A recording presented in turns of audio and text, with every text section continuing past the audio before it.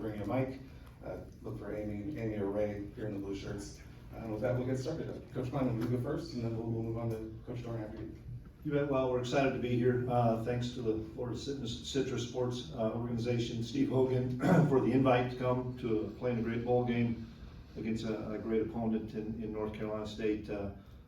I know our guys are extremely excited about the opportunity. K-State's never been to Florida before for a bowl game, and it's a lot better than being in Manhattan with the weather. We had some snow last night there, I understand, and so the guys had a little sunshine. Sun came out yesterday, which was nice.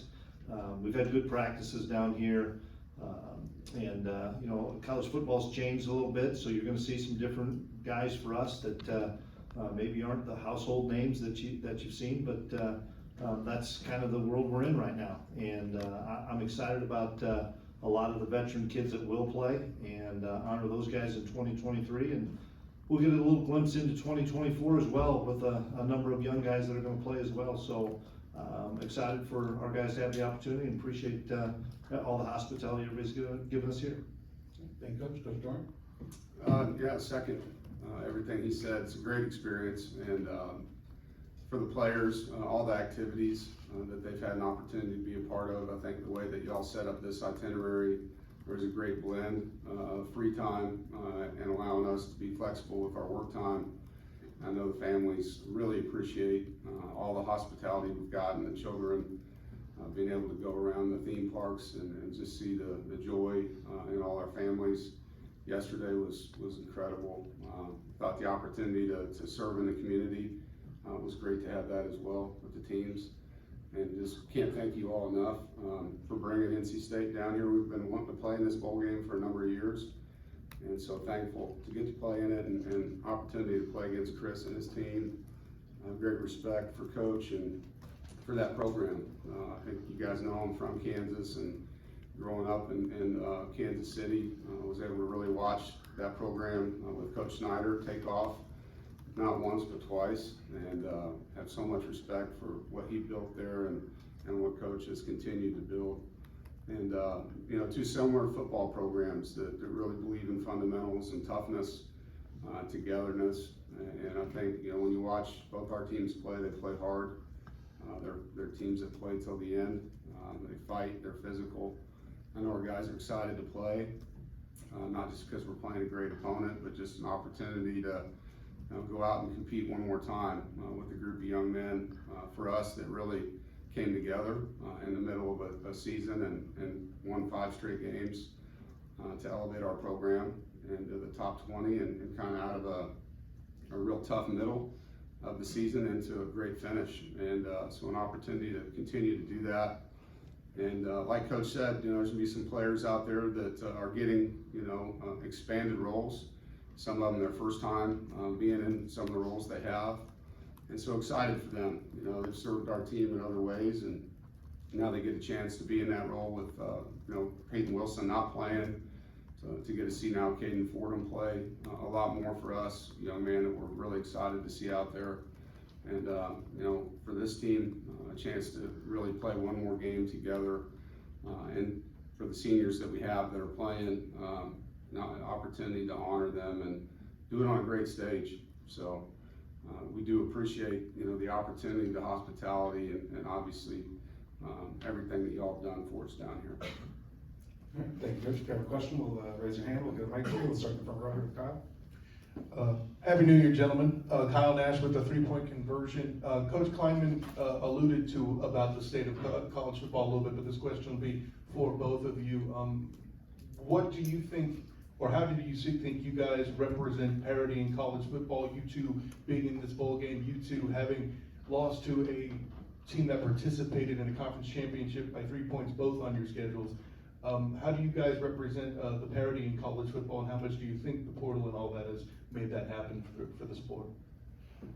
Well, I think Dave hit it. We're both in developmental programs, and you know, every game that we play, we feel we have a great chance to win, and our kids feel that. And I think that's the biggest thing, is when you have guys that are in the program for 4, 5, and 6 years, it tells you an awful lot about the character of those guys, the competitiveness of those guys, and we're going to continue to see parity in college football. And yeah, there's people changing addresses all the time, but, you know, your core of your foundation, core of your team, needs to be there for 4 or 5 years. Now, the 6-year guys are gonna be gone pretty soon, but the 4 and 5 year guys, that's what we're trying to build at K-State. I'm sure it's similar in North Carolina State. Build the culture with your 4 or 5 year guys and, blend in the young people and have that great foundation. But, I think both of us feel like on any stage, our kids are gonna compete their tails off and have an opportunity to win every game.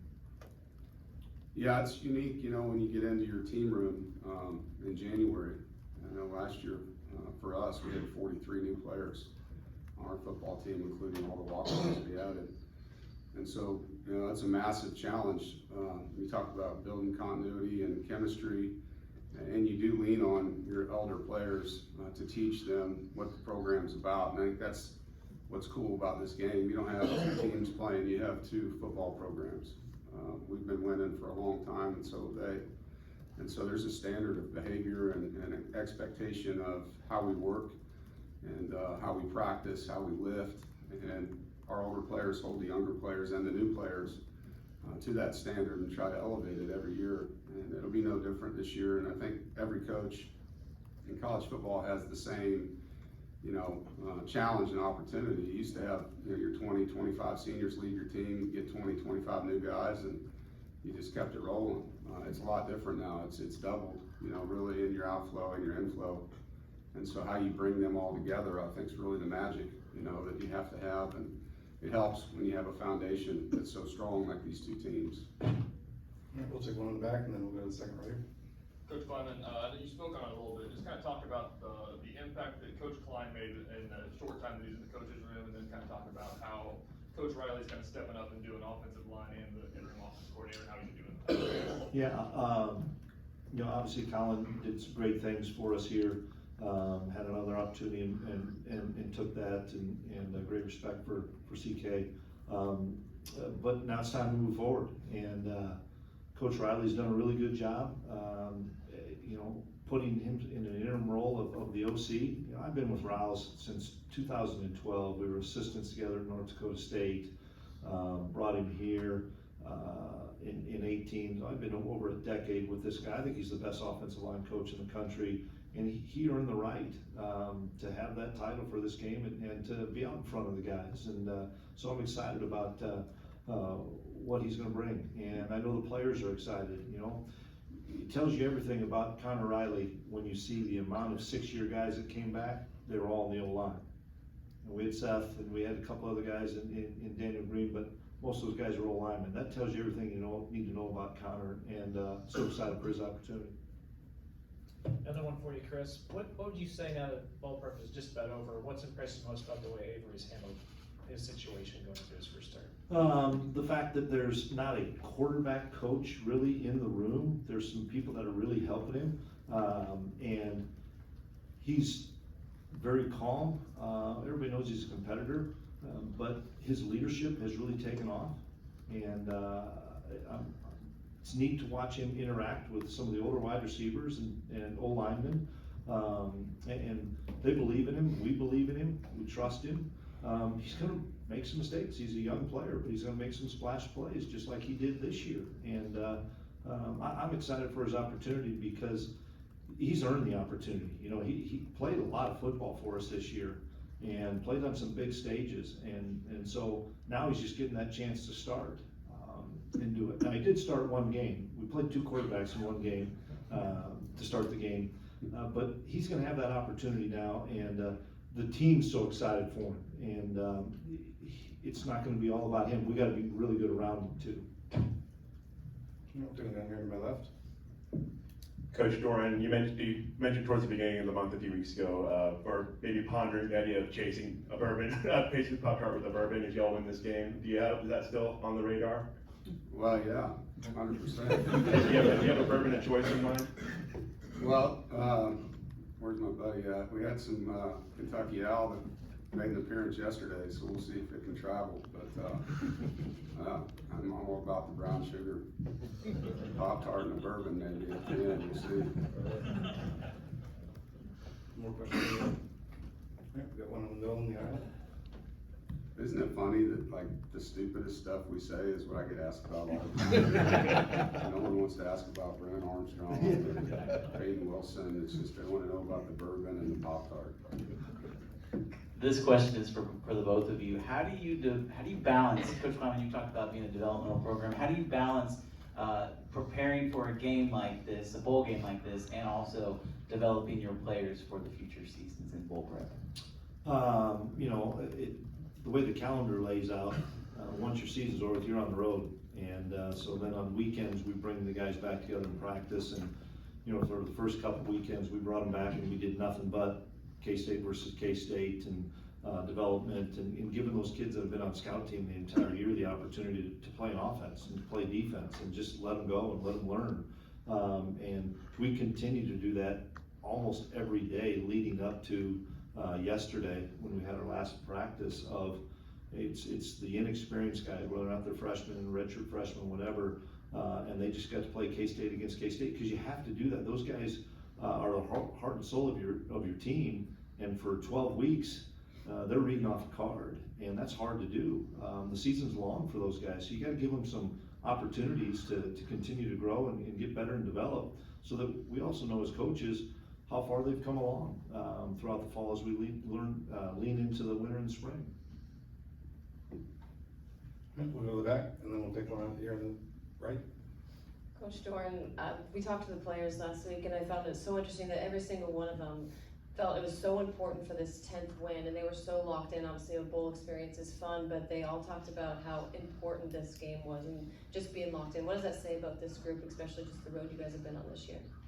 Yeah, we talked about being different, you know, at the beginning of the season and being different, what that meant, you know, different choices, different obligations, different sacrifices, and also, you know, a different ending. And we've been on the 9-win thing several times. For the kids that are on our team that were part of the Holiday Bowl that didn't get to play, you know, because of what happened, there's that extra motivation. You know, walking down to the team room for your final meal and finding out you don't get to play the bowl game was pretty tough. And so to be back in the, you know, seat here with an opportunity to compete for that 10th win is meaningful. You know, I think with young people, sometimes they can't see past the day they're in. And so, you know, your job as a head coach is to preach the big picture as well. And at NC State, there's been one team in the history of the program that's won 10 games or more. And so this is an opportunity to be different than 136 other teams that played in this uniform.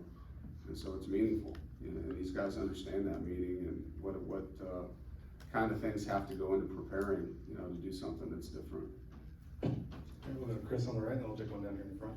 Just for both of you, with the transfers and the opt-outs and Coach Klieman with Colin leading, how has the preparations been for this particular bowl game? And the differences to what you were used to? For us, it's been as normal, probably because of the routine that all these guys have been in for the last 3 years. Most of us have been together in 21, 22, 23, so I don't see it changing much. We're running the same offense, we're not changing that in midstream. And so the preparation's been very normal. Routine is really important, I think, for players and coaches alike. And so, you know, we're having some new kids getting some opportunities, just like Dave is, but those kids know the routine and they know the expectation. And that's the key thing is the standard and the expectation's not changing of we're preparing to go try to win a football game. And we know we're going against a great opponent. We've got to execute at a high level. And so we better execute during practice at a high level if we want to on Thursday night. Yeah, I think for us, you know, it's more of the depth of the roster that really took the toll. You know, we've been able to really platoon our scout teams even with the roster that we had going into the season. And so when you lose, you know, 20-some guys, changes your scout teams a lot. They weren't starters really for us. There was one starter, you know, so that changed, you know, was that part of it. So we had to be smart. Similar to coach, we have the same routine. The guys hit the ground running. The guys that got reps that weren't were excited. And we had to slow things down at times just to water the scouts down, and because we couldn't sub them, you know. And so sometimes we'd be, you know, in 1 hour practice that might take an hour and a half, just because we took a few more breaks, just to let the look teams get rested and be able to run around and give us the looks we needed. All right, we'll go down in front here, on the right, and then back to the platform again. And Coach Doeren, you've had a couple new true freshmen work their way into the two deep. How helpful is this stretch of practice for evaluating your freshman class, and what have you seen out of them? Yeah, it's been great. The rule change that was a great rule change, allowing the bowl game not to count as one of 4 games that they can play in as freshmen has been huge. I think with the opt-outs and your normal guys that choose not to play, plus the portal, there was a huge reduction in numbers, and I know some teams probably wouldn't have been able to field the team if they couldn't do that. And so I thought that was a good rule change for our roster management. But yeah, to be able to see, Kelvon McBride, for example, who's on the scout team now, get all these reps with the twos at linebacker, it's been really good to see him running around. That's just one guy, Zach Myers, one of the DBs, same thing, got a ton of reps. And Zach played in 4 games on special teams, Kelvon didn't, so he got soaked in this bowl prep with Peyton not playing. We were able to elevate him and get him a ton of work, and excited, it's a guy who's put on almost 25 pounds since he got here. He looks really good, and he's running around and making plays in practice. So it's kind of a precursor to your off-season program. It allows you to sit down with a guy like you might after spring ball and tell him what you saw on film, where you can get better, and to be able to do it leading up to your off-season program, just to gain that window of improvement. And I think, for us, and Coach, I'm sure, developmental programs, there's meetings that take place that are really, really important meetings. When you talk about developing a player, you identify their strengths, and then you have them talk about their weaknesses, and then you sometimes add more to that, and then you create a map for them on how these weaknesses can get improved, and that's the goal for each player, is to get better each opportunity, and you have to give them the information, and if you don't have the practice opportunities, you can't give it to them, and that's where bowl games are so important for teams. Teams that don't go to bowls have a major disadvantage, in my opinion, when it comes to the development of the roster. All right, we'll go to the right, and then back to Shane. I got one question for both of you. For Chris, without Ben and Phil out there, it seems like there would be quite a few new targets available for receivers. Can you tell us if there's anybody you're really looking forward to getting that opportunity there? And then for Dave, after Chris is done, I was wondering if you could rack your brain and tell me if there's any one memory you have of a game when you've been on the other side playing against Kansas State that kind of stands out in your mind. Well, we're excited about Garrett Oakley. I mean, Oaks had a really good season behind Ben as a backup tight end. He was injured early on in the season and has really come on. Big athletic guy that can really run. He's a redshirt freshman and really excited about him. Swanee will play more plays. Will Swanson will play more. And then, it's allowed us to probably move Jason to the slot a little bit more for Phil. Seth Porter is going to return punts. He's going to play in the slot, and Seth's a 6-year guy that K-State means everything to him, and I'm excited for Seth in his last college football game to get an opportunity to be a slot for us and play some meaningful snaps as well as return for us. But that's it's no different than having an injury, the next man up, but those guys have prepared for the moment, and it's not like all these practice reps. Ultimately, you want to use those practice reps, and so I think the preparation that these guys have had, with Oakley and Seth and some of those other guys, I'm excited for them because they're ready for the moment. So the question again was, yeah, you coached against Kansas State before, or at least been on staff that have. Is there any one game that kind of stands out to you? so my 4 years at Kansas, I got to witness a lot, and unfortunately, I was on the receiving end of Darren Sproles, and being a linebacker coach, defending him, man, what a great player. And that was kind of the first year we were there. I think they beat us 63-0. And by the time I left, 4 years later, we'd gone from worst defense in college football to the #1 defense in college football. I don't remember the score of the game, but I know we won, and that was a huge accomplishment. Our head coach, Mark Mangino, worked under Bill Schneider, so there was a lot of respect, and I know that was a big moment for him. So I was proud to be a part of that turnaround with Coach Mangino and a part of that rivalry. It was a great rivalry then, and I know it probably still is. I mean, that was a huge, huge game. A lot went into it. Shane in the back. This is for Coach Klieman. North Carolina State fans have a little less to travel, but after your long plane ride here, you're still in Big 12 country. What do you expect from the local fans? Cheer down the conference line or get a little grief since you beat UCF this year? Well, it's crazy that you say we're in Big 12 country. But you can go out to California and be an ACC country. So, you know, it's the landscape of college football.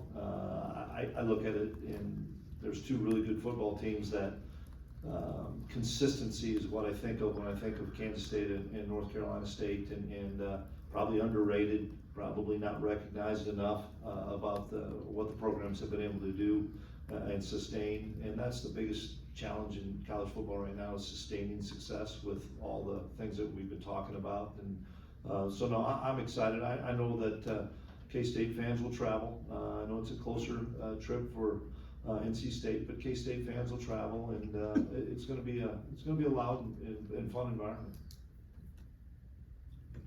All right, we'll take one here on the aisle, then we'll go back again and down in front. That's probably all we have time for. Coach Klieman, I know a lot of like fifth year, six-year guys. How do you just kind of keep the emotions in check, right? Some of their last games, some like one in the NFL. How do you as a coach and other players just trying to keep those emotions in check, obviously knowing what's on the line? Yeah, it happens like this every year, you know, with emotions in check, like it was the last couple of years. We had with Skylar Thompson, and last year with Deuce Vaughn, and this year there's another crew, and you know, I'm enjoying that time. I mean, I've had more fun on this trip with those offensive linemen. I mean, BB and I have given each other more grief. Gilly and I have had a blast on things.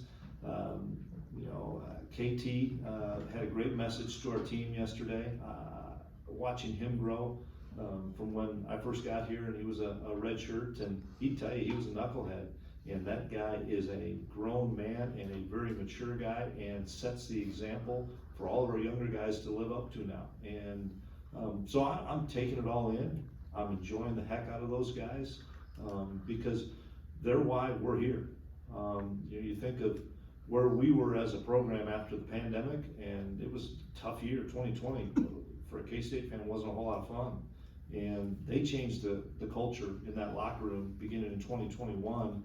And, you know, we won a Big 12 championship last year and won 10 games with those guys. And that's why it's so important for us to honor those guys Thursday night by going out there and playing our tails off and trying to get a big win for those guys playing their last game, because they've given so much to K-State. All right, we'll go to the back and then we'll wrap up front. For both coaches, you know, both teams win so many games. Just kind of briefly talk about what it is that the other team does so well, and what's the biggest thing that you've learned doing your homework on the other team? Well, our defensive staffs have been together. They did some clinicking together as recently as last year, so I think there's a little bit of familiarity on both sides. Physical defenses, guys will run and hit you. On their defense, they are very athletic. You don't get explosive plays on these guys. So we'll have our hands full in that respect of just trying to sustain drives, because that's what we've been. We've not been a big play team, we've been a sustained drive team, so that's a concern. And then offensively, a veteran quarterback, a lot of different personnel groupings that they've got really good skill kids and really good up front, and trying to keep the explosive play to a minimum. And they've been able to get some explosive plays, and that's probably been the area that we've struggled a little bit this year. And so that's the challenge for us, is try to find a way to get one or two on offense and try to prevent them on defense. Yeah, carbon copy defenses, obviously the coordinators probably have their style, but their staff on defense does a great job. And schematically, I think, you know, we're both built the same way. You talk about the disguises that you can present, trying to get quarterbacks to not be able to know what's happening until after the snap. The ability to play, you know, some coverage zones that help out in the secondary with a lot of eyes that can come back and make plays and tackle. And then the movements and the pressures and the disruption that can come out of these schemes. And I know when we made the switch to it, it's everything that we thought it would be. And obviously, Coach sent his staff out to be a part of it with us, and it's helped them. You know, when you watch them on offense, a lot of blocking schemes, you know, they do a really good job not just with their personnel up front, but the physicality and the angles, the different, pulling schemes that you see, the way that they try to get guys hats for the quarterback and extra blockers and formations you have to adjust to, the play actions that come off of it, and just, when you look at these two teams, we're plus 11 in turnover margin, they're plus 10. It's two teams that know how to steal the ball back and protect it. And as always, that's the most important stat in football, and I think when you get into these bowl games, that's always what I worry about, are the things that sometimes in a gap like you have between your last game and your bowl game, just the little fundamentals and taking care of the football and your special teams are so important. And I think you have two really fundamentally sound football teams, and when you get out on the field now with the new pieces, how do they all come together? But it's going to be a fun football game, for people that like this sport. You're going to see two really well coached, hard playing teams that fight, and I think it's going to be a lot of fun to watch. All right, we'll wrap up front here. Coach Doeren, you mentioned Brandon earlier. What's it been like for you to see him have this week and tomorrow's game with everything he's gone through this year? Yeah, I mean, I couldn't be happier for anyone than Brennan. What he went through, how he responded, the type of human being that he was to his teammates during that time, and then the way that they rallied around him when he took the ball back to run the football, run the team. The way that he's played through, some pain, and the guy's just a warrior, and he's a great teammate. And just to see the joy that he's had, not just in these last 5 weeks, but at UVA they didn't get to go to bowl games for a while because they had some things, with COVID where they didn't play, and then obviously the tragedy, and so it's been some years. I think the last bowl game he was in was the Orange Bowl. And so he's excited just to be in a postseason game, and it's been fun watching him interact with the guys, and can't say thank you enough to him for what he's meant to this football team and the way that he's held not just himself together, but these guys on our offense, and the way that the team's rallied around him. It's been a joy to watch and be a part of. All right, thank you both. We appreciate your time. Thank you.